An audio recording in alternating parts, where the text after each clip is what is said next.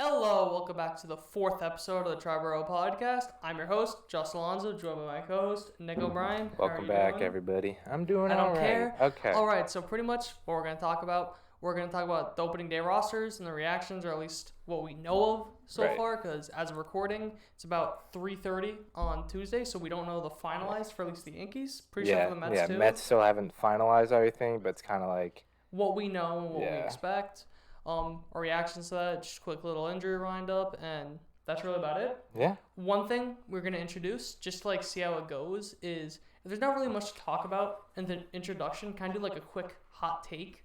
Maybe only talk about it for 2-3 minutes, just see how that goes. Sure. And I got a good one. Apparently. So Pete Rose is not nearly talked about enough in the greatest player of all time discussion. I would agree. But the reason why is because of the scandal. I feel like without the scandal, that changes everything. I feel like in a way that almost helps him. The scandal helps him? Almost helps him. Because when you think greatness, it's the story. Right. So that just adds more to the entire story, and that makes people more sympathetic to him. It can also do the opposite, and it taints his story. So a lot of people are going to disregard him because of what happened. I mean, vast majority of people don't disregard Barry Bonds. True.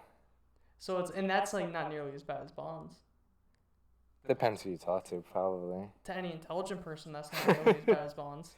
Yeah. And I don't even think Bonds is that bad considering the era. Yeah, that's true. Because my thing, little tangent, I think there's a difference between greatest and best. My opinion, Babe Ruth is the greatest of all time, but Barry Bonds is the best. Because greatness is more story, legacy, and all that. And Bonds has some, but doesn't have the same stories as Babe Ruth with the calling a shot, all that. I've heard this at least 5 times now. Yeah. Well, yeah, no, the best versus yes. Greatest, yeah. But yeah, I just think that he's really a top 5 greatest player of all time. The stats may not be there, because his WAR wasn't as high, right? But he was a part of some of the greatest teams of all time, offensively at least. Played every position, has one of the best nicknames of all time. One of the definition of a hustle player, Charlie Hustle, and yeah. He's a gritty bulldog. He's a gritty. He's the first one in, last one out. He's a gym rat. He's a gym rat. High motor. Oh yeah, big time. If you know what we're talking about, nice. We're not gonna explain that. No. All right, yeah. But all right, let's get into it. Get into Queens.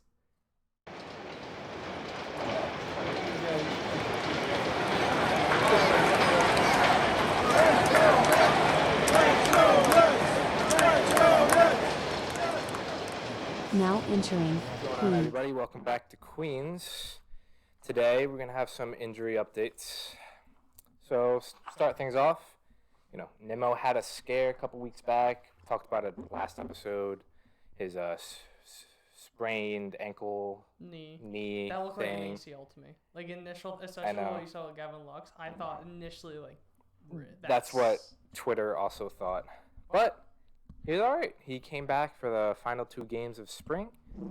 He looked all right. He played about 6 innings each. He hit, he ran, he played defense. Looks like he'll be ready for opening day, so I'm not worried about that. Diaz started his rehab. Not much to report there. Nothing new. Pretty kind of longest of long shots. Yeah, kind of. He looks all right. Still high spirits, so not much else there. And then Brooks Raley, who was taken out of the WBC because of a hamstring issue. He threw in the backfields yesterday. For Tampa, right? Yes, okay, he's the lefty. So he threw in the backfields, and then in yesterday's inter-squad game, he got a couple innings in. So he looks ready to go for opening day as well. So going into opening day, not too many injuries, thankfully. Quintana's going to be out for a bit. Diaz is going to be out for a while. So, but besides that, everything looks good. The entire starting rotation out for opening day could not be me. Could not be me. Just could not be me. But to the roster moves, spring training came to an end. Had to cut down a couple people from the roster. Most notably, Brett Beatty and Mark Vientos both did not make the opening day roster. That was a shock during Monopoly. Yeah. That was a shock. Beatty was a very big surprise. Vientos, I think, had a longer shot than Beatty, but Beatty was definitely surprised. I feel like he earned it right Mhm. away, like out of Yeah. spring. Escobar, he was away with the WBC, but it's a small sample size, so he didn't really have that good stats. Mm. But I feel like Beatty just completely outplayed him. Yeah. His defense didn't look as bad as many people say. His defense looked more than serviceable. His bat was playing perfectly.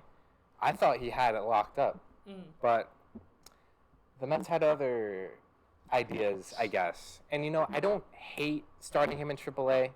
He played like 6 games last year, so I get it. I don't hate it. We'll probably see him in like June or something. He's gonna be up this year. I have a feeling he will, but I definitely think. It would have been there's nice. a chance that after the service time date, which is about 17 days Yeah. into the season, pretty much, if he starts in AAA, then they call him up, then he gets an extra year of service time, which Yes. very Which valuable. a lot of teams like to do, but unfortunate for Beatty. I feel like he earned it, but I don't hate starting him in AAA. Plus, it gives the Mets more options out of the gate. If Escobar goes down, you call it Beatty, or if someone else goes down, you can call it Beatty. You have options, which I think is huge. Onto Vientos. Again, he was probably going to be your right-handed DH if he made the roster. Going to be a power bat off the bench. But, he had a good showing in spring. He still struck out a lot. So, again, I feel like he played in AAA last year, so I feel like he really doesn't have much else to necessarily learn.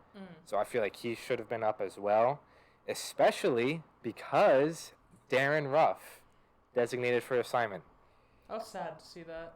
I wasn't. I wanted to see Frank the Tank just suffer. Yeah, but Looking at you, Tommy. He didn't show anything in spring training. I have his stats here: 30 at bats, hit 167, 498 OPS, 265 on base percentage in spring training after not doing anything at all for the last half of the season. So I think I applaud Epler for kind of taking accountability. He's plain, like you said in an interview, plain and simple, it's a trade that didn't work out. That is probably an understatement, given how much you gave up for him. I wish my GM could do that. Not this trade, but again, I think it's an understatement, especially for JD Davis. I miss you so much. I know you're not listening, but JD, I miss you so much. JD, come home. Facts. But yeah, he showed nothing. Like, Yeah. I feel bad for the guy, but like he looked completely helpless and completely just overmatched. So in lieu of Darren Ruff, Probably just part of that's probably just not a New York player. maybe, Because yeah. you saw the stuff Buck was saying, how he's not doing well in spring training, but he's hitting 600 on the backfields. Yeah. So it's like, how much of that do you think is just the pressure? Just It could very well be. But the other thing is he has arthritis in his wrist. That's not good for a hitter. Right. So I don't know how much longer he's gonna play. Honestly, He's old though, right? he's like 36. Yeah. So he's up there in age. He's owed $3.15 million this year. Steve Cohen's going Pocket bankrupt. change doesn't really matter. But in lieu of Darren Ruff, Timmy LaCastro made the roster. 45 at bats, hit 289, 396 on base, 511 slugging in spring training. Wouldn't that be nice? Mets fans will love him. I already love him. Yeah, if you guys didn't know, he was on the Yankees for a couple months last year. No, it was they traded for him at the deadline in 21 Yeah. Then he was on for the entire year. Then they DFA'd him. Then he signed with the Red Sox. Then the Red Sox DFA'd him. Then they brought him back. And then he was on and off the team all last year. I see. Yeah. Sure.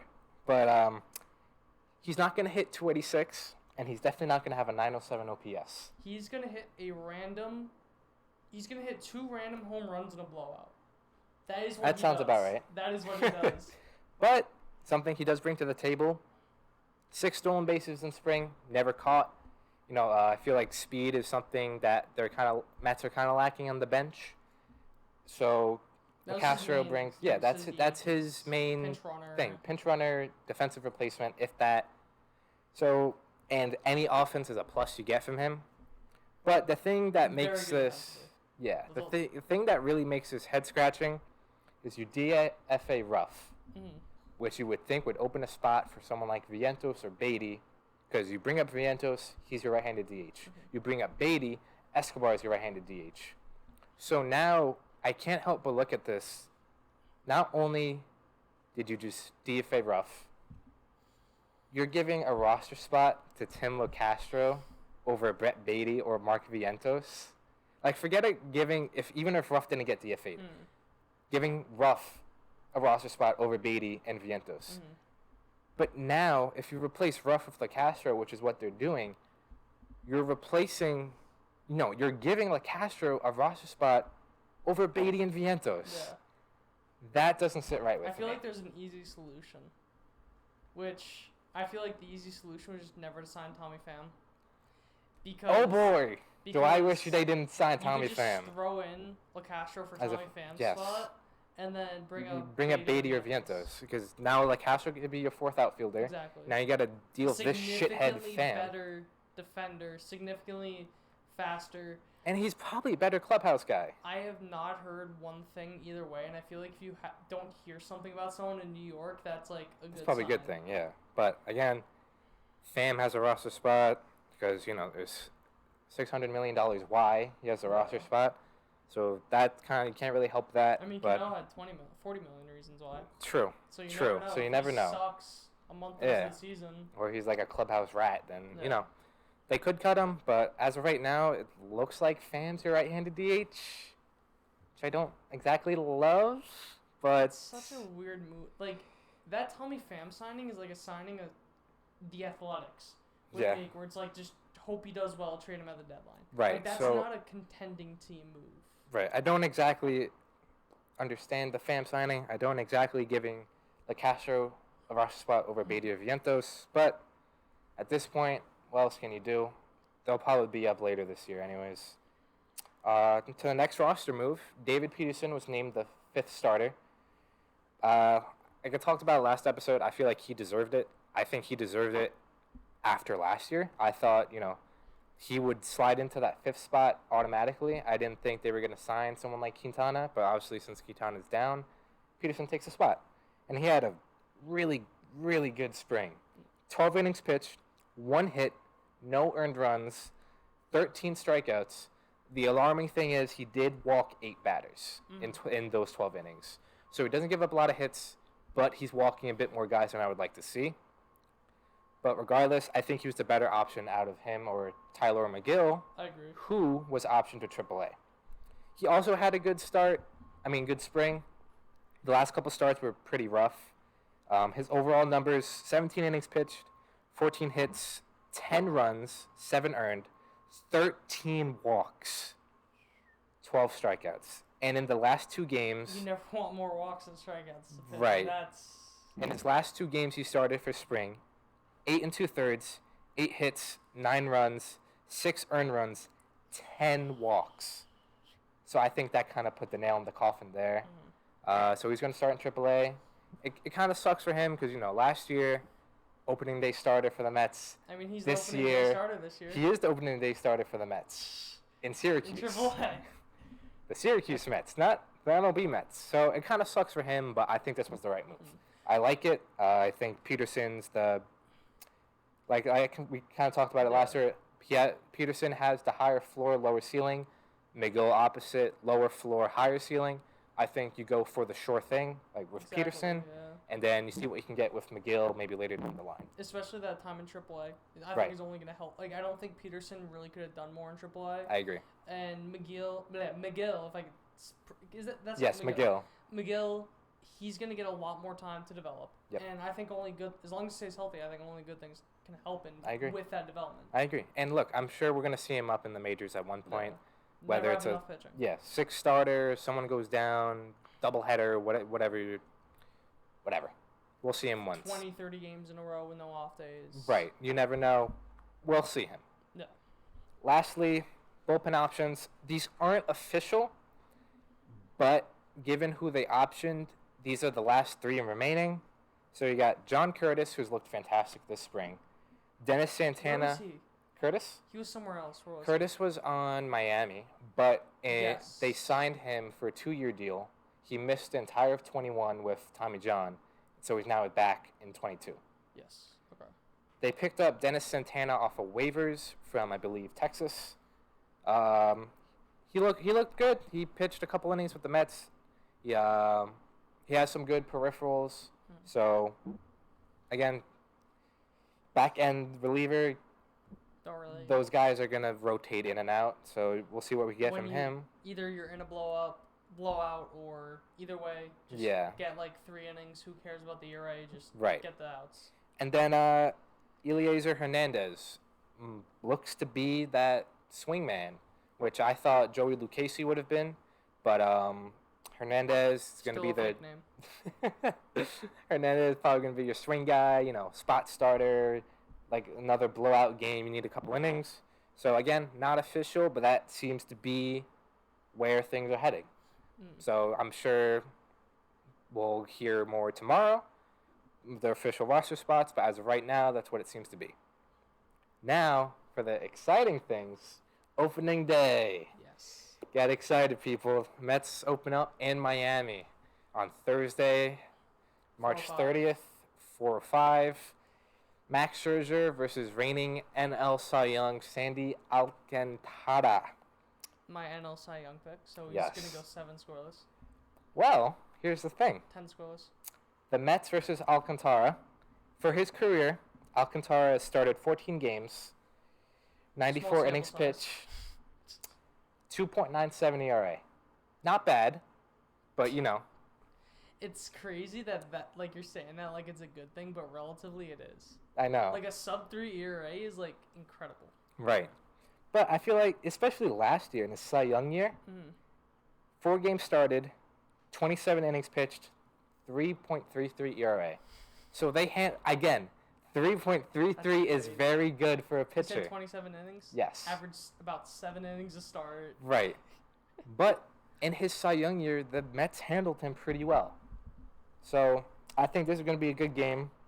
Scherzer, he's been the NL East for basically his whole career. He's Max Scherzer, what you're going to get from him. You're going to get 6-7 innings. Mets just need to score him some runs. Yeah. But I think, and the Mets have a fantastic record for opening day. Yeah. Pretty sure they have the best record in history on opening days. Yeah. The first 2 weeks of the season. Yes, and then everything else goes to shit. Then the Mets. And then the Mets meet the June Mets, and everything just falls apart. But we're not there yet. It's opening day. We're excited. Hopes are high. So we don't talk about it just yet. Not yet. Game 2. It looks like David Peterson's going to take the mound, and Jesus Luzardo for the Marlins. Jesus Luzardo, lefty. Will the Mets hit the lefties? That's the big thing. If no Darren Ruff, we'll probably see Tommy Pham at the DH role. Peterson versus the Marlins, though, 23 innings pitched, 2.74 ERA, extremely solid. I feel like what you're going to get with Peterson. You're going to get 5-6 innings, going to let up a run or two. Again, I think the big storyline for this game is, will the Mets be able to hit lefties? Jesus Luzardo's one of the better lefty starting pitchers out there. So I feel like sorry, this is a Go little ahead. tangent. I feel like David Peterson gives me like Tyone vibes. Like he'll give you like a quality start. yeah, He won't give the complete game shutout. no. But he'll go 6 innings, 2-3 runs, Right. and he'll give you a chance to win. Yes, I think, and for Peterson being the 5th starter, although he is That's all you starting can the ask for. second game, but he is technically the 5th starter. That's all you can ask for. Yeah. That's 6-7 incredible. innings, 2-3 Yeah, runs, yeah. perfect. No. But Luzardo versus the Mets, smaller sample size, 20 innings pitched, 5.4 ERA. Again, smaller sample size. I feel like he really took it up a notch last year, so we'll see how he comes into this year. But again, the Mets got to hit the lefties. That's the big Yeah. thing. And then game 3, Verlander versus Edward Cabrera. Verlander, he's only faced the Marlins like 3 times in his career. Obviously, new division, new Been in the league. AL his Yeah, entire he's been in the AL his entire league. He faced the Marlins once last year. Pitched a good game, Verlander game, nothing special. So I feel like pitchers always have the upper hand when it comes to either transferring leagues or, when transferring leagues, I feel like pitchers have the upper hand. So especially when they have like more disgusting stuff. right, and so I think we're gonna see a good Verlander start from them. Cabrera, another small sample size versus the Mets, 15 innings, a 7.2 ERA. Again, Cabrera, another guy who really took it up a notch last year. So we'll see what kind of Cabrera we get facing him the third game. Then I believe it's a 4-game series. And the starters have not been announced, but I believe it's probably going to be Senga pitching that game. And then for the Marlins, hasn't been announced yet, so the Mets will be facing TBD, famous pitcher. Yeah. Probably TBD Johnny for Cueto. Considerations is about to go hard. Thanks. But you're probably going to see a Johnny Cueto or a Trevor Rogers, another lefty. So, again, hasn't been announced yet, but I Johnny think Cueto, known lefty. Trevor Rogers is the lefty. Johnny Cueto is a righty. All right. But, no, I think this is a good matchup to start the year. The Marlins are a pesky team. They seem to always give Mets trouble. But, I think it's a good series. It's the Marlins kind of, I don't want to say redesigned, but I guess retooled is a better word, their team. They got rid of Pablo Lopez, who the Mets absolutely destroyed, so we'll miss him dearly. They got Luis Arias, who's one of the best pure hitters, I would say. They got Gene Segura, so a couple familiar face, not so familiar. Off-season. Very weird offseason for the Marlins, I will say. But, kind of a real tour offense. But I do think the Mets are going to start 3-4. Not 3-4. 3-1. But they're going to take 3 of 4 from the Marlins. Again, I think the biggest thing is facing the lefties. If they can hit the lefties, they can easily start 4-0. But I think that's the big thing. But I'll keep it a little conservative. I think they start 3-1. And we'll roll from there, Starting Miami, I'm super, super excited to get this season started. Super excited to start recording after every series, too. But, yeah, I think the Mets are going to start off pretty well. Again, big story is, will they hit the lefties? Yeah. I think that's it. Yeah. You got anything to add? No, just that's really going to determine their season as a whole. If they can find a way to hit lefties, because you think, one every 3-4 games are facing a lefty. Right. Those are how many games? I don't want to say you're necessarily punting, because it's not like they weren't trying. Right. But you can almost stencil in as an L. And also when you get into the playoffs, how many legit lefty pitchers are you going to be facing? So it's like not only starters but relievers too. That's definitely going to determine how far they can make it. Yeah, I agree. I think hitting lefties. That's looking way ahead. Yeah, I know. But hitting lefties consistently is really going to take this offense to the next level. They're a good offense. I'll bet the same offense. They could be better. So I think hitting lefties consistently is really going to give them a good overall feeling of who they are as an offense and where to go from there. But without further ado, very excited for my Mets. But on to Manhattan. Not Manhattan, I'm stupid. On to the Bronx. The Bronx.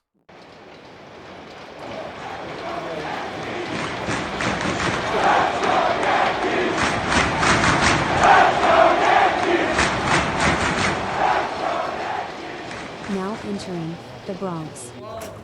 Welcome to the Bronx. The Bronx. Got a lot to talk about. Yeah. First, we're going to start off with some injury updates. Yes. Pretty much all we got was positive. Well, not all. For the most part. But, so, Sevy, Luis Severino, suffered a low-grade lat strain. It's important to note, it was different than the one last year. He's expected sometime back late April. That's a good sign. Yes, definitely. Please just be healthy. I know. Starting pitching has taken a deep hit. 3 out of 5 starters are not going to be on the opening day roster. Yeah. Carlos Rodon, the new acquisition in the offseason, threw 30 pitches in a bullpen on Monday. That's yesterday. We're recording this on Tuesday. Don't know when this is coming up. He threw breaking balls and fastballs, said that he felt great. Good One sign. thing to note, Good sign. a kind of misconception is that people are getting more hurt because of velocity going up, Right. but it's more so because of the off-speed break pitches. That does a lot more stress on your arm and your elbow. Right. So him throwing breaking balls and saying he felt great, that's a really The good big sign. Yep. Because of these injuries, obviously we need another starter. Yes. Because you just slot in Schmidt and Herman for the 3 and 4, and then Joni Brito. He's good. Yeah, he had a decent outing. So if you guys did not see, a couple days ago, he threw 5.1 perfect innings. To me, the most impressive part was 11 groundouts. Ground ball pitcher. That is in 3 punch-outs, so 3 strikeouts. So that's Perfect. 14 out of 16 outs that were not fly. He had 2 fly ball outs. That's huge. I think that's insane. huge. That's what I was saying. Like that, to me, the groundouts like Yeah. the most impressive part of that. Definitely. I could definitely see him slotting in as a number 5 starter, unless they make a trade, which Might be brewing. Might be. As of recording. we're gonna get into that because just gonna go quick over the roster. Yep. So, the people that are kind of locked in for position players: Aaron Judge somehow, Giancarlo Stanton, Oswaldo Cabrera, Aaron Hicks, Gleyber Torres, DJ LeMahieu, Anthony Rizzo, Josh Donaldson, Anthony Volpe, Big man. Jose Trevino, and Kyle Higashioka. So those are kind of locked in ones. Some that are like interesting are IKF and the last outfield spot. Because Right. the last outfield spot, I've seen so much stuff in the last hour that Estevan Florial has made the roster. Estevan Florial has been cut. There's no decision that's been made. Estevan Florial is in purgatory. Yes. From what I understand, the general consensus that Willie Calhoun got sent down to AAA. Okay. And either Estevan Florial or Rafael Ortega have made the roster spot. Probably the latter 2 of the 3 that should make it. I don't know. Okay. Because I think Willie Calhoun's a better hitter than all. Yes. But he's not that good as a fielder. Okay. So, Rafael Ortega, I think that's ideally who gets the spot until Okay. Bader comes back, just because Right. he can play all 3 outfield positions. Okay. Solid bat. Right. I'd rather Calhoun because I think he has like a lot more upside. Yeah. But definitely. it makes sense. But for fourth outfielder, I'm not- essentially, yeah. I'm not mad about that. Florial, if one thing note, if he's not on the opening day roster, then they have to DFA him because he has no more options. Yes. We have to So- go through waiver wire. Yeah. So I would not be surprised if some sort of trade happens Right. last second. Then for the starters, oh boy. Garrett Cole, Nestor Cortez, Clark Schmidt, Domingo Herman. We're not positive because Right. nothing's been announced yet. But it's barring a trade, it seems that Joni Brito will be the 5th starter, which I'm all for. Let the kid. This season should be let the kids play. Yeah, and And they've already started that. The reason why we think that there may be a trade is when it Yes. comes to like the bullpen, the Yep. relievers. So we got Clay Holmes, Michael King, Wandy Peralta. Johnny Lasagna, Ron Marinaccio, Jimmy Cordero, Albert Abreu, and kind of a shocking move. That's only 7 out of 8. Greg Weissert, who I thought was like A lock. Yeah. to make the 8th spot, got sent down. Right. It was between him and Ian Hamilton. Ian Hamilton also got sent down. Makes you think. There's nothing else they could really Makes do you wonder. for that last bullpen spot. So Right. that's kind of what makes me think like there almost has to be some sort of a trade, whether it be IKF for a reliever, Florial for a reliever, just something like that, because it just doesn't. And we've also seen a lot of stuff about Cashman saying, "Oh, I'm still working." A lot of like reports coming out that there may be another move for opening day. Right. So there could literally we've been like putting off recording for Yeah. like Trying to figure just it trying out. to see if there like was a trade. Right. Because knowing us, the second we had stopped recording, a Oh, trade would yeah. happen. Of course. Um, As of right now, no just trades. lots of talk. Yeah. Another roster move that was shocking. I don't think it was shocking when we heard Volpe made the roster. Yes. That Oswald Peraza was sent down AAA. He should have been they both should have been the roster. But I definitely think Volpe over Right. Peraza is the right call. Nah, I feel like you're overblowing that fact. Let's talk. Let's You want to revel. Well, I have more about Peraza. all right. So, We'll revel about Volpe in a Remember I few. told you that there was a story about a player. And Yes. it just did not make any sense at all. Yes. So Oswald Peraza may have been blind. Huh? Yeah, Oswald Peraza just like couldn't see. Like an Eddie Rosario type? Yeah. He so going into spring training, there was an article I read. I wish I could quote. I think it was like NJ.com or something like that. That he, for the first time in his career, had perfect vision going into spring training. This is a quote from the article. The 22-year-old is wearing contact lenses for the first time after the Yankees sent an eye doctor after he struggled with the eye chart. Apparently, he couldn't even get past like the first two things. I can get past. No, actually. I think I struggle with the third. But regardless. That's crazy. To be a baseball player and not be able to see. I can't even see what we're recording on. Dude, that's insane. To not be able to see as a baseball player, just a lot of things that it could help with is everything. Reading the ball in the pitcher's hand. Yep. That's a huge thing that a lot of people have said that they don't. They don't expect the pitch. The great hitters react. So if you can't see what pitch is coming, how are you supposed to react to it? Right. I mean, I get personal anecdote. My left eye is worse than my right eye. So when I played Little League, I'm a righty. My left eye is really facing the pitcher. So I struggled a lot hitting. And my family and I kind of like only came to this conclusion fairly recently, was probably because I have bad peripheral vision in my left eye. So if I'm up to bat and I'm looking, I can't really see the ball out of the pitcher's hands. Yes, that's crazy. So, and to get this far, like Peraza did, I commend him because I couldn't do shit in Little League. I think his stock is going to like skyrocket now Right. because to not be able to see, and he still produced very well to be like this incredible defender. Right. And that's going to, especially there was one thing I saw that I didn't really think about, but when he played a vast majority of his career without PitchCom, played like 10 games with PitchCom in his career. Right. One thing that he couldn't really see is the sign the catcher was throwing down. Okay. So, if people don't know, the way a ball is hit is based off what pitch is thrown. Right. For example, knuckleballs are like notorious for being very hard to catch in that field. Right. So being able to know what pitch is coming and bang bang on a trash can, is going to make it a lot easier to field.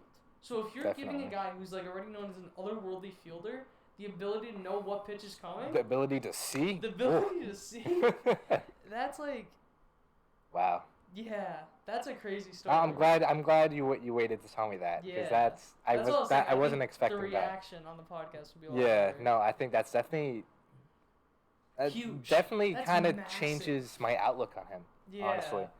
So I definitely think, like I said earlier, I just wanted to give preface. Yes. Yes. Preface this with that story. Yeah. I 100% think he should have been on the roster. Right. One thing I thought is maybe they were sending him down, try him at third base. They said they're not doing that. Yeah. Seems like more shortstop, second base. I almost don't see him not starting on the roster. Makes me question his future with the Yankees. Yeah, I think definitely something to take into account. I feel like I said in the past, I feel like if you're trading an infielder, it's probably going to be Torres. If you want the kids to play, if you want Volpe and Peraza. You gotta realize Torres is still a kid. Right. He's 25, maybe 26. The younger kids. Yeah. The prospects, let's call them. The babies. The babies. The baby infielders. He's I just a baby. always thought that you trade Torres to then open a spot for Peraza. Yes. But now, it may be flipped. Do you trade Peraza to keep Torres? I don't know. Because the way that I saw it is that Volpe, incredible defender. Yes. You saw the two plays he made today. Yeah, today, earlier. Like, people are making jokes like, does Volpe know he made the roster? Yeah, he already made the roster. Stop trying. He had crushed the ball for a single, made two incredible plays. Yes. And two diving plays at that. So, Volpe, incredible defender. Peraza's better. Yes. He's an otherworldly defender. Yeah, you think Volpe's good? Yeah. So, if you're calling up Volpe to be the shortstop, I don't see you moving him. Right. You know what I mean? Like, you're the opening day. You are the shortstop. Right. I don't see them uncommitting to that and then moving him to another position. Unless you keep him at shortstop to keep his value up, to then trade him. For Peraza? Yes, for Peraza. That's what I'm saying. Right. I don't see them changing him to second base long term. Right. So it's like that almost begs the question: are they all in on Glaber? Right. Or what are they? What's going on behind closed doors? Yeah. Because I think, like keeping him a shortstop keeps his value. Mm. But if you see him in your future, what are you doing? If Volpe is your shortstop of the future, why are you keeping Prazo at shortstop? Kind of like with the Mets with Ronnie Mauricio. Mauricio is a shortstop. You have Lindor for the next decade, but you're not moving Mauricio off of shortstop. So do you see him in your future, or are you trying to trade him? 100% they're not. They, as of right now, no. He's still a shortstop. As far as everyone's concerned, he's a shortstop. Played third base in the Dominican League, whatever. But I could see them Yeah. A-Rodding it for the Maybe. Yankees, where like A-Rod was the better defender, but that was Jeter's spot. right, So I can almost see them doing that with like second and short instead Yeah. of third and short. right. Not comparing them. At Yes. all. I'm just saying that type of The situation. where storyline behind it, I it's- guess. That's because I even going into the season, I thought it was almost gonna be whenever he gets called up, Volpe was gonna be the second baseman, Prazo the shortstop. Yeah. I almost thought about it as, yeah, those are the positions, but Volpe's the shortstop. Yeah, In a weird where it's like, just how you think of him, he is like, almost because like with Jeter, like it's almost left a mark that will never come off. That the shortstop is like a big deal. Like it's Yeah. a bigger deal than the second. Like that's with Glaber. Like you're coming in for a shortstop. That's a huge deal. So it's almost like right, he would have embodied the shortstop, but now he's just the shortstop. right. So, yeah. But I think is it time? Can we revel? Can we talk? Can we talk about him? I can talk about him. I want to talk about him. Go ahead. I can talk about him. I'm sure. Yeah, go ahead. I can start it. Yes. Anthony Volpe is your opening day shortstop. Thank goodness. Take notes, Mets. If Let the kids play. showed you my text messages with Nick, literally half of it is Anthony Volpe, and the other half is, are you free for dinner tonight? Yeah. Those are the basically. only things that we've texted. And just Completely deserved it. completely deserved He it. completely outperformed any Everyone. other shortstop, Everyone. whatever you want to call Yes. him. I'm good for him. You know He what I just- mean? Brian Cashman went into the offseason saying, you have a shot to be the opening day shortstop Yep. if you win the position. Yeah. What could he And do look more? what he did. He won the position. Yes. And I think even if Cashman was saying that to save face, to kind of like, oh yeah, there's a shortstop competition. I think obviously there was because he's the shortstop opening now. shortstop. But even if there wasn't, I He think almost got backed into a corner. exactly. Like, what are you're gonna send him down after having this? Again, spring training. It's hard to take a The lot of it in. stats, yeah. Yes. Grain of But salt. yes, but the way he carries himself, Yes. the way he gets onto the field, the way he plays, he is a major leaguer. Yes. So There's not been one even somewhat neutral thing I've heard about him. no. Yeah, Everything everyone. I've heard Mhm. is sky high on just Yes. he has that it factor, which is going to kind of lead into my next point Right. of remember, he is 21 years Right. old. He was drafted out of high school. He is playing for his favorite team. There's going to be a lot of nerves. Yes. Temper your expectations. Right. Julio Rodriguez started off not terrible, but not Yes. good. And he turned it around kind of like quarter through the season and won Rookie of the Year. Yes. So it's one of those things where you need to give him time to Give adapt. him time. I better not see you people saying 2 weeks into the season when he's struggling, cut him. Yeah, send him down, blah, Send blah. him down. Kind of like what I said with the Mets, with their prospects. If you're calling him up, you're playing him, he's your everyday shortstop, whatever. He's your everyday shortstop for Volpe's case here. He's the everyday shortstop. You are playing him. If he's struggling, you play him. Yes. If he's doing good, you You play play him. him. You are playing this guy no matter what. Yes. And I think that he's going to have a very long leash because when Boone told him, first off, Boone's a dick. Yes. So for those that don't know, that haven't seen the video, Boone pretty much it's like this is going to be a tough conversation I had when he pulled him into his office. You only have 20 some odd at bats at AAA, and he's holding this poor kid on for a minute. And he's like, you still got more development, but I think that development will happen in the big leagues. Right. So I think that they're going to have a very long leash on him Because if you're saying his development's going to happen in the big leagues, Right. you can't have a short leash because that's Yeah. contradicting yourself. Right. And then you're just a scumbag. Yeah, Like, basically. for lack of a better term. And my prediction, just for Volpe, a realistic, maybe even more conservative prediction of Volpe is 270, 350 on base, a 450 slugging, with about 15 home runs, 25 doubles, and 30 stolen bases, with very good defense. And I think that's even conservative. Yeah, that seems legit, and I feel like you Conservative at take the same that time. in a heartbeat. Yes, which some people won't realize how good that is. Right. I think, honestly, I think he's going to be closer to 900 than 800. Mhm. By that I mean I see him as like an 860, 875 for his rookie year type Right. guy for OPS.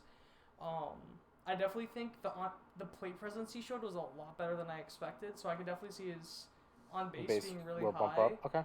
And his slugging maybe be a little lower. Right. Than I feel like he's one of those guys that can not necessarily not focus on slugging, Yes. but his on base is gonna keep his Yes.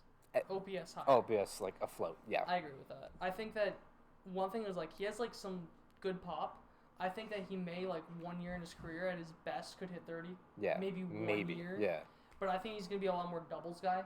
I Yeah. think that's like more of like his play style. hmm And I think his future is a leadoff guy. Yeah. I think Boone said they're probably gonna hit him 9th to start the year, but the future I feel is a leadoff guy. I have another point about that. Okay. But I want to say one last thing. Yep.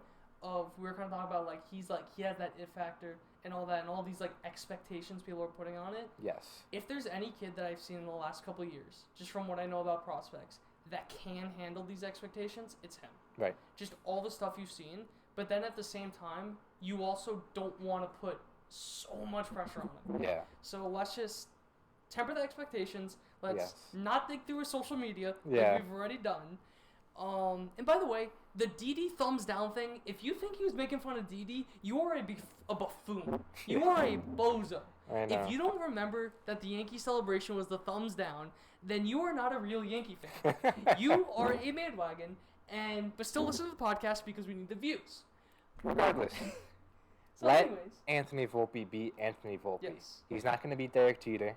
He's not going to be, I don't know, Nick Swisher. He's not going to be Yes. Mickey Mantle. He's not going to be this guy, that's this a guy. weird comparison with Nick Scherzer. Sorry. I know. I'm just throwing out names. Yes. But I let will Anthony Volpe be Anthony Volpe. I will say the Mickey Mantle thing. There was something I saw that like he wore 77 because Right. his grandfather's favorite Yankee was Mickey Mantle, so it's kind of just like an homage.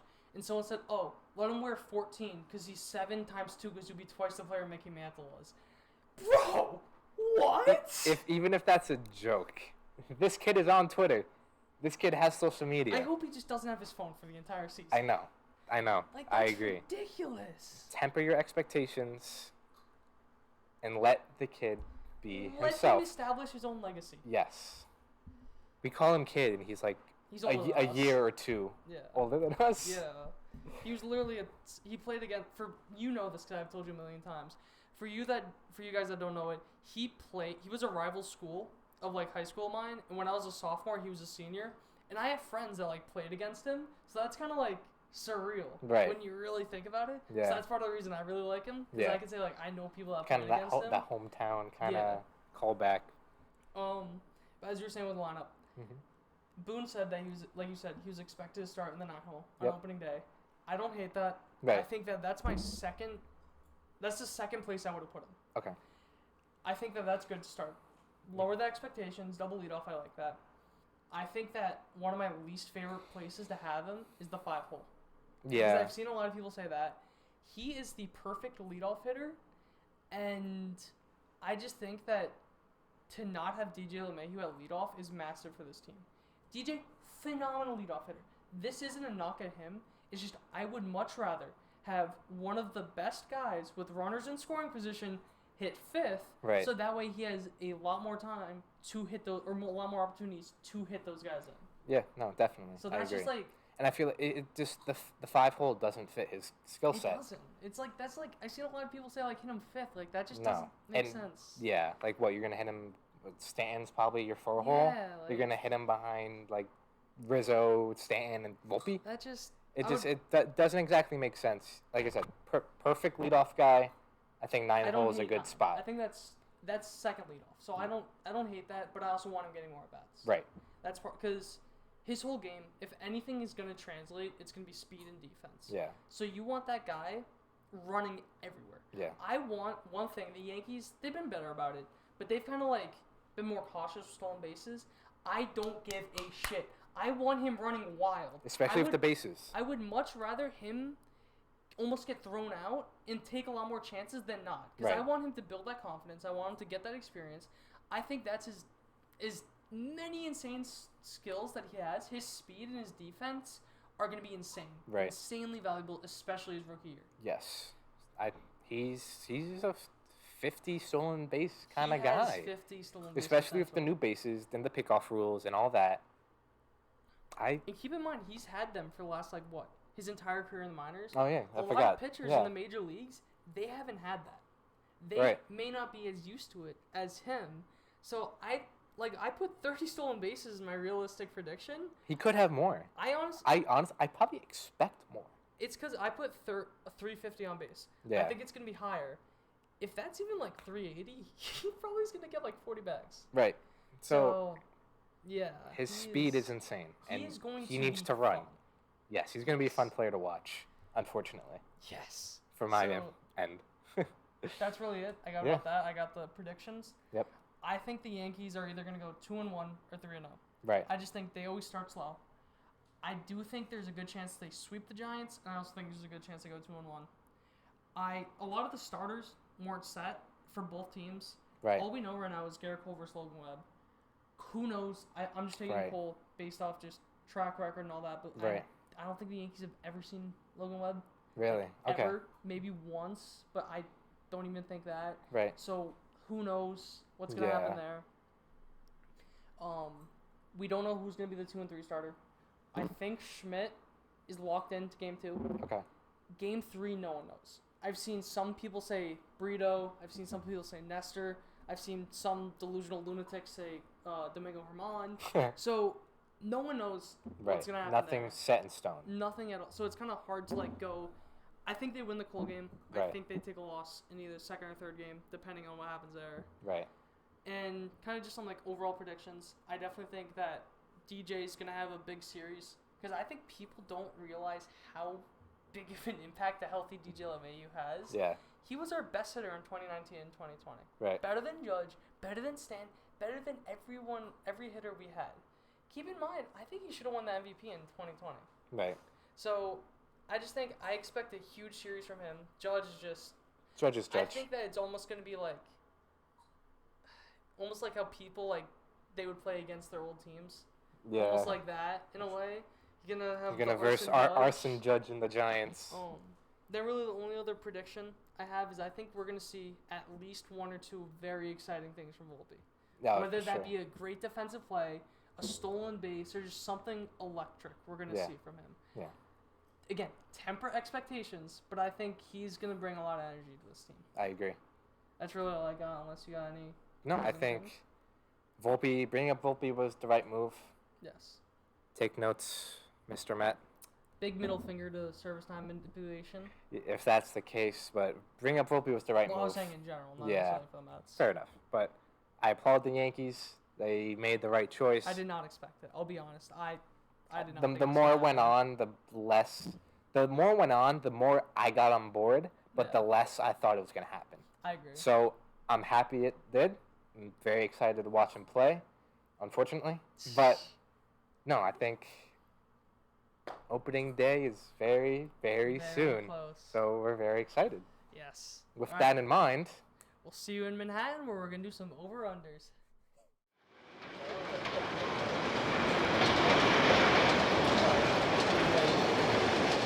Now entering Manhattan. Hello and welcome to Manhattan. Today we're just going to be doing some quick over-unders. We have 7 for both the Yankees and Mets. We're not going to get into tiebreakers because we literally spent 5 minutes just going very, very in-depth in tiebreakers. yes. If that comes up, we'll update you pretty much. It's going to be team records for a tiebreaker. If that's tied, it'll be how far they got in the playoffs. If that's tied, it's going to be record in the playoffs. If that's tied, it's going to be, run differential. If that's tied, we're just gonna kill ourselves. We're just gonna flip a coin to see what happens. But for over-unders, we're each, like we said, this is the third and last part of our little ongoing competition, if you want to call it. You're gonna get a point per. Whichever. If you say over and it was over, you get a point. If you say it was under and it was under, you get a point. So we'll add that at the end. On Sunday, the first podcast of the in season, we will then reveal all the punishments, and that'll be the Manhattan section for that. Right. So pretty much, we're gonna start with the Yankees. Yep. We're gonna go like back and forth. So we're gonna do Yankee, then a Met, Yankee, Met. Right. And so, example, Nick's gonna start with the Yankees, then I'll start for the Mets. So. Okay. So first one we got Aaron Judge home runs, 44 and a half. I'm taking the over. This one was so hard for me. Really? I think that this is a perfect line because one thing that I think is going to happen is I think at one point Volpe will be the leadoff hitter. I think he will get on base. He will steal second. There's going to intentionally walk Judge. I took the over begrudgingly. Right. I think that Judge's – because I think there was a thing I saw that Judge only got intentionally walked like 15 times last year. Right. I think that number is going to bump up. I almost made this intentional walks for Judge. Right. But I wanted to keep it kind of like consistent. Yeah. Because we're doing like the Alonso one. So. Right. I feel like 45 is a good number. I like the line at 44 and a half because I think he's going to hit 45, 46, like around that high 40s. Yeah. So I think that was a good line, but taking the over. The intentional walk. I took the over as well. I think I mentioned that, but just the intentional walks are. All right, so next we got Pete Alonso home runs at 39.5. I think that's an easy over. I also do as well. I think, So he hit 40 home runs last year. He hit 39 before. His career average is about 43. And I think Alonso is just becoming better and better each year. He's becoming more complete hitter with still having that power. You know, are we ever going to see 53 home runs again from him? Who knows? But I'll take 40, 45. And with that, I'm taking the over. Yeah, I took the over as well because I think that as long as he's healthy, and there's no reason to believe he won't be because he's been like, you know the old saying, can't pull fat? Right. There's no reason to believe that he will not be healthy. I agree. So I think that if he plays at least 155 games, I just can't see him not hitting 40. Yeah, definitely. All right. But for the strikeouts. Yep, for the next one for the Yankees, we got Garrett Cole strikeouts at 249.5. I was wavering on this one, but I'm going to take the over. I passed. I'm just not answering. You're just not answering? I just think that this was the perfect line. Yeah, this was a really good one. If you look at his career averages, that's kind of where he is. Yeah. Like every year. I also took the over because I just think that I think that what we saw last year, he had a couple of bump starts that just should not have happened. IKF just completely screwing him over, completely making it a lot harder to get deeper into games. I think there were also a lot of like weird things with Cole where he kind of just got into his own head.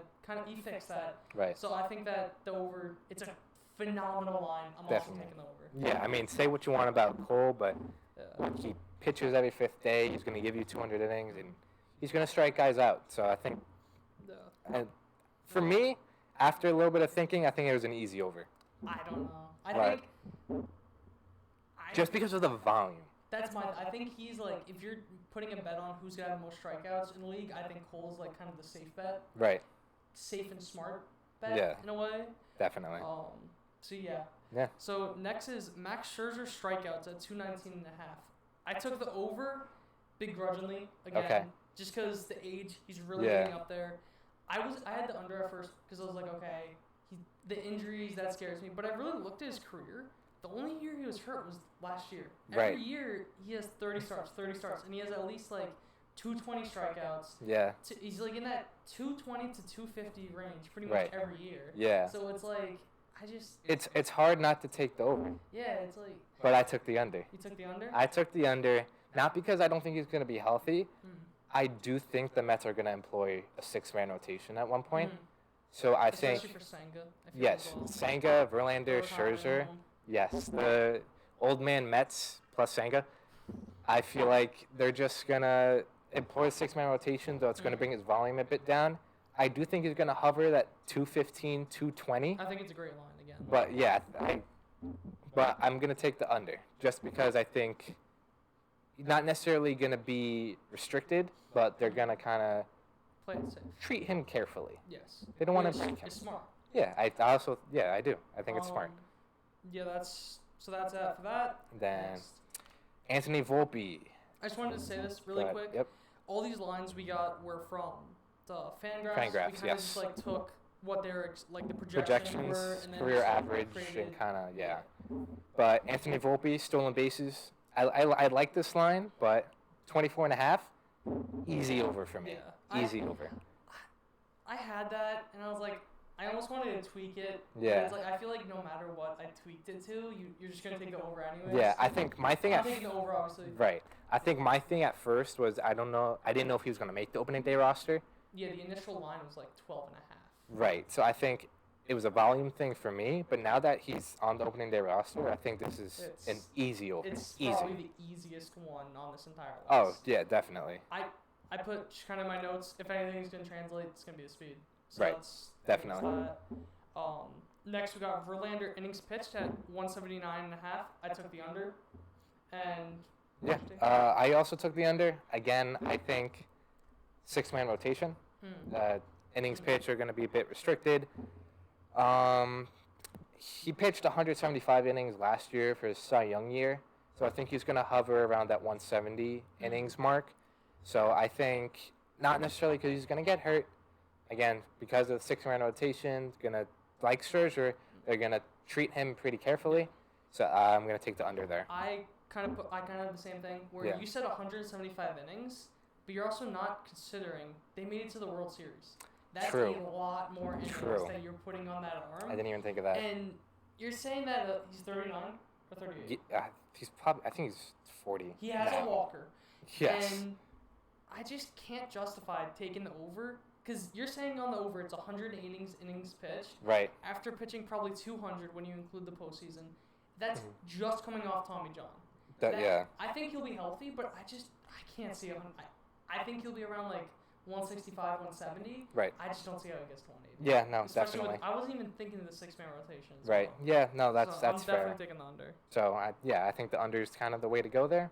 But moving on, Oswald Peraza, games played 79.5. I took the under. Whether Stop he agreeing gets with whether he gets traded or not, I don't exactly see him playing more than half of the year. Just a caveat: these stats are with the team. Right. All this for like. All Yeah. of them. So if he gets traded, it's kind of void, I guess. But I don't see him playing more than half a year. I took the under, and I just said there's like too many things working against him. Right. Logjam in the infield. I think there may be a chance they try and manipulate his service time. Okay. Again, just because like you still can, and also his value just in trades, like how you said, like it was almost a thing of like how you almost want to trade Glaber because he's the most valuable that you could reasonably trade, but now maybe the other way if Glaber gets off. So I just don't see, and I also think if they do call him up, that they may almost have him as like A backup. not necessarily a backup, but he plays like one every other game, 2 out of 3 games, not necessarily an everyday player, and that's when they call him up, which is going to be sometime into the season. So I just don't see. Yeah, I don't see it either. The next one is Canna hit by pitches at 25.5. I took the under. One thing that you took the under? No. No? I took the over, but go ahead. One thing that I saw, he's only played 140 or more games twice in his career. Yes. Granted, it was the last 2 years. Right. But I think that his playing time may go down. Yeah, Just okay. because there's going to be some competition in the outfield. Because say that Escobar Okay. Escobar hits, because you're a big believer in Escobar. Yes. Say that Escobar hits, they're going to be putting in Beatty Man to play the outfield. He's Right. not going to take If Nimmo's he's called up. He's not going to take Nimmo's spot. He's Yeah. not going to take Marte's spot. And I also True. just think it's a thing of if he plays like 150 games, he'll definitely get it. But is he going to play 150 games? I don't think he's going to play Okay. enough games or get the at-bats to be able to reach that mark. That's definitely interesting. I didn't think of it that way. I feel like... And also, you never know. Tim LaCastro, if he can somewhat If he can- hit, yeah, they if may he can value hit. his defense. Over Canna, yeah. You know what? That's a fair point. I didn't really think of it like that. They may even, sorry to cut you off, but Go ahead. they may even do something where they platoon Beatty and Canna. the issue with that is Ken has reverse splits. He hits righties better. Stop talking. Sorry. But I took the over because he just gets hit so much. It's like, at this point, it's a joke. I will say that is a skill. Yeah, and That's he said it in interviews. Getting hit by pitches, it's a part of his game. Mm-hmm. He gets on base because he gets hit by pitches. For Yankee fans, look at Anthony Rizzo. Right. So it's a part of his game. I think even if his playing time does go down, I'm taking the over. Okay. Because I think it's such an integral part of his game that he's just going to get hit and hope, God willing, it's not anything serious. But I think he's just going to keep on getting hit. One thing I thought of, I just thought about this when we're talking. He also, how many times the Mets, it almost felt like people were targeting the Mets. Yeah. With hit. They got hit a lot. I feel like that's also going to go down because there's no way that, because didn't you guys have a historically high amount of hit by pitches? They broke the record. So I for don't a year. think that Yeah. they're going to break it again. Right. So if anyone's Fair. going to have that many, obviously it's going to be him. But I Yeah. think that's going to, overall, there's going to be some regression. Yeah, I think a big part of it was the Mets do have a lot of players that kind of crowd the plate. Mm. So whether you want to say it's intentional or not, whatever, but it is a part of their game. The Mets are a semi-old school team. They get on base one way or another. Yeah, but, kind of the Buck Showalter. Yeah, Buck Showalter Festival, the show, whatever you want to call it. Buck Showalter Palooza. But next one. This was a funny one. This is my favorite one. Aaron Boone ejections, put at 6.5.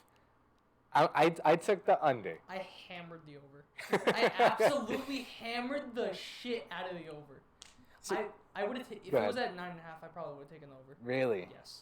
See, my thing, I did the math. I averaged it out. He gets ejected 5.2 times per year. That's his career average. I know something you don't. Of course. His career high was 9 last year. This is so stupid. His career high ejections was last year with 9. I don't think he gets ejected 10 times, but I can see him get ejected 5-6. I think it's one of the easiest overs on the planet because one thing that you didn't know that I knew, and I specifically set the line like this because I knew you wouldn't know this. Mean. This is very mean. He had a pacemaker in 2020 and 2021. He doesn't have it anymore? No. They're going to let him loose. Oh, God. So that's why his numbers skyrocketed. So Boone was getting pissed off in spring training. There was at bat with Volpe where Volpe got called out on a horrible pitch for strike 3, and then the Yes broadcast just showed Boone just getting in the umpire's face in spring training. Right. I think that also the kids are gonna energize him because you have all that youth. You gotta defend the kids. I think this is you think it's an easy over? I think I'm taking the over on 9.5. Wow. Okay. So that's I think that's a very easy over for me. All right. Sure. I feel slighted, but that's okay. Yeah. The next one, Brandon Nimmo game slayed at. Did we say we're changing this to 139? Yeah, 139 and a half. 139 and a half. The reason we did that is just so if you took the over, it's 140, just to keep it even. I took the under. Yeah, I also did. He's only done this once in his career. Granted, last year. Twice. But he played 140 in 2018. Because I had it at 140 and a half. Oh, that's why, so I saw. Yes. So I've done it twice. Yes. He seems healthy. But he already had the injury, so you never know if there could be some sort of lingering aspect into that. I took that into account. Definitely. Also, starting the season hurt. I think he's okay going into the season, but you never know. Especially you never know. Yeah, I love Nimmo. He's one of my favorite players, but it's always. This is not a slight on Nimmo. Don't take it not at all. It's not like It's not a slight. Yeah, but his injury in spring training, I think, was not necessarily a freak injury, but it was kind of just unfortunate, I guess. His spike got caught in the dirt. It happens. A freak injury. Right. So if you want to call it a freak injury, sure, but I feel like it's always something else with him. Sometimes, he plays the game hard. He plays really good defense, but with that comes a lot of dives, a lot of jumping, a lot of this, a lot of that. He also gets hit by pitches a good amount. So hopefully I'm not some of those from Canna. I'm not hammering the under, but if he plays 140, great. He can be very productive Either way, you're not happy. playing 140. Yeah, if he plays 130 plus, I think that's a win because he's only played. I'm saying you personally. That Either too. you get the point or He plays more games. Yeah. So yeah, honestly, that I didn't even think of that. But he's only played over 100 games 2 or 3 times. One being 140 in 2018, one being last year. Every other year was high 90s, or he was like injury riddled. Yeah. So I want to see a little more I consistency. don't see it. Yeah, I want to see a little more consistency before I can say he plays 140 I think constantly. you're happy with 120. Yeah. Honestly. Yeah, at the Given I his think contract a and little given how recency much bias. he performs, I think 120 plus, you're fine with that. Yeah, and look, he's shown he can perform even if he doesn't play a lot. Yeah. So I think 135 games I think is around what we're gonna look at. But obviously, I will happily take more.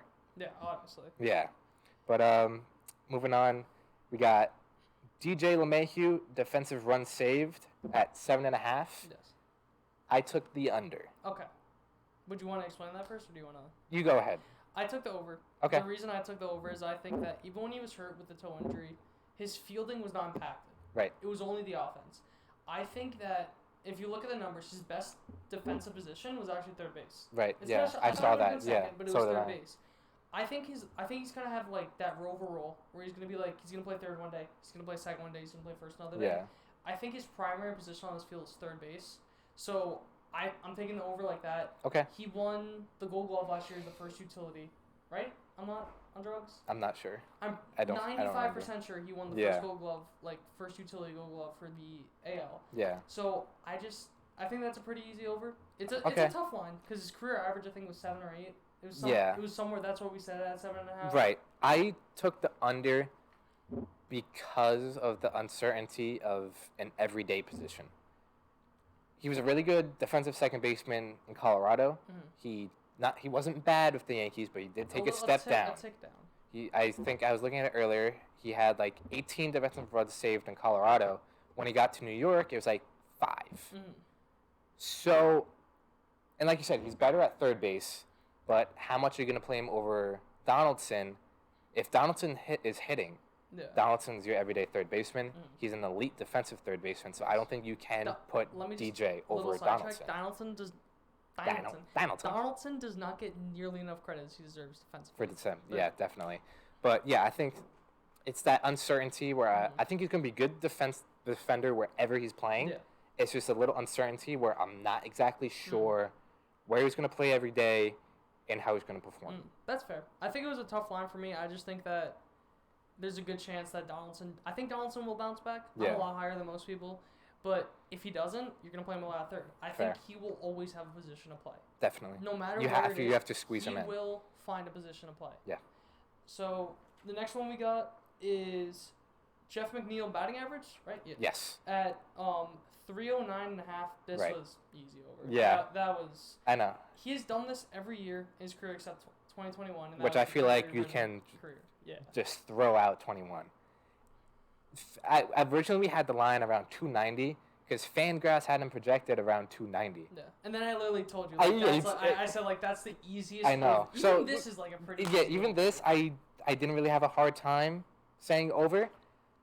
I don't think he's going to hit, I think it was like 320 he did last year, but like 310, 315, I think that's That's one of the biggest. I think he's going to be not hindered by the lack of the shift because he was really good at taking the ball the other way, It could only help. but not necessarily. I don't think it's going to help. I think it's going to hurt him a little bit, because he was so good at taking the other way. Okay, I get what you mean. So but again, I don't think he's going to be a 325, a 330 hitter, but a 315. I think that's kind of where I'm looking at it to be. So I think 310, 309.5 is perfect and easy over for me. But after that, we got the last one for the Yankees. Clay Holmes saves 24.5. I took the over. I took the under. Okay. I don't think that Clay is going to be the everyday closer. I think he'll get like the lion's share, if there is going to be a lion's share of the reps at closer, but I just don't think that he is going to be the only guy getting reps because you have Michael King, who was the if it wasn't for Clay Holmes having a .2 ERA for the first 2-3 months of the season, Michael King would have been probably the best reliever in baseball. Right. He's coming back. You have Johnny Lasagna, who sucked when he first started, but once he got into it, the last 2 months of the season, he was really good. Right. I think Wandy has balls of steel, and I think he'll get a lot of closing opportunities when he comes back. When Tommy Kahnle, even when we had you may not know about this, but the Yankees kind of had the four horsemen went in 2019 with Ottavino, Chapman, Britton, and Kahnle. Right. And he got a good amount of saves in Yeah. that year. So I just don't think he's going to get enough opportunities to get those saves. I saw it as the opposite. I think he's going to solidify himself as the closer. Or if not the closer, he's going to be at the top of the food chain. No, I think he'll definitely be at the top of the food chain, but it's not guaranteed. But okay. I saw it not more as a 75% Holmes, 25% everyone else. So I think 25 saves, 30 saves is doable. And I think, he got hurt, or if I think it may have been it might have been a phantom. A thing, yeah, so they not necessarily hurt, but yeah. But he has more innings under his belt, so I think he's more ready for that. I think he has more endurance for it. So I see him more as a solidified closer. And it's crazy because I also forgot to mention Ron Marinaccio. Right. Who it's he also disgusting. seems like he could have legit closer type potential, at least setup man. Right. So I just think there's too many guys that are even 25% of saves. I Right. don't. How many saves are you really gonna get in a year? True. Fair enough. You know what I mean? Fair enough. But so the last one overall is Senga ERA at 272. If I can speak, 3.745. I took the over. Okay. I don't even know, man. Yeah, I think it's very hard to kind of pick. I took the under. Okay. But it's very hard to. It's a 50-50 chance. Yes. That you're right. He's either gonna be really good, or not so good. He's either gonna be a 3-2 pitcher, right? Or he's gonna be a 6 ERA or pitcher. Even I think if you get a 3.75 out of him, which would be the over line. In this case, I think that's a perfectly good first year. And that's another reason why I kind of did, because I did research on this. I'm not sure how much you did on this. I kind of just looked at articles of a lot of Japanese starters in their first year. The numbers were all over the place. Yeah. There were some guys that had a 2.5, then other guys that had a 5. Right. So it's it was. I think it was really split down the middle. Some guys exceeded, some guys sucked. Right. So there really was no good answer for no solidified answer. Okay. On this one. Yeah. I literally, in my notes, I literally put this one's a coin flip. No, I think it is definitely. But it's I probably think the hardest one next to the Cole one. I'm really high on Senga. I think his stuff is disgusting, and so far it's translated pretty well. I think as long as he stays healthy, and he kind of just adapts to the MLB mound and the ball and everything, I think he's gonna be a really good pitcher. I think he's gonna end the year probably a 3.5, which I will take in a heartbeat. But could be a little more, could maybe a little less. Who knows?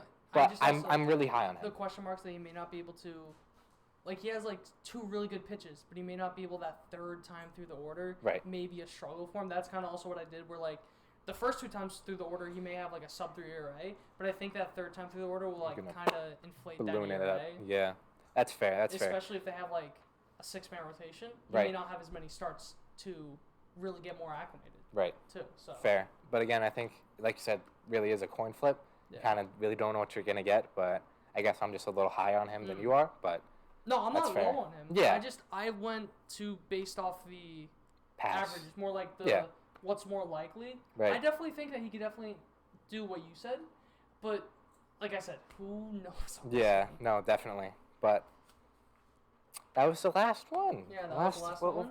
The last off-season episode. Next time you're hearing from us, there'll be meaningful baseball. Yes. I'll mention the Ortega thing. Rafael Ortega for the Yankees got. Oh yeah, he got cut. That's kind of he got cut when we were talking about the Yankee thing. Of course. After we recorded, look at the phone and there he is. That's kind of just throwaway thing. But yeah, meaningful baseball. Meaningful baseball. I mean, you guys will get to see the punishment. Yes. I expect a lot more from us, especially on the definitely. social media. Yes, don't forget to follow Instagram, Twitter, Facebook. Subscribe on YouTube. Hit us with a good review on Spotify, wherever you get your podcast. Follow us. But we'll pay you $5 for a good review. Not. But yeah, remember to subscribe. Remember to follow us. You'll be hearing a lot more from us. But thank you guys for watching and listening. Yeah. See you guys. I'm very excited. Very excited. We're both very excited. All right. We'll see you next time.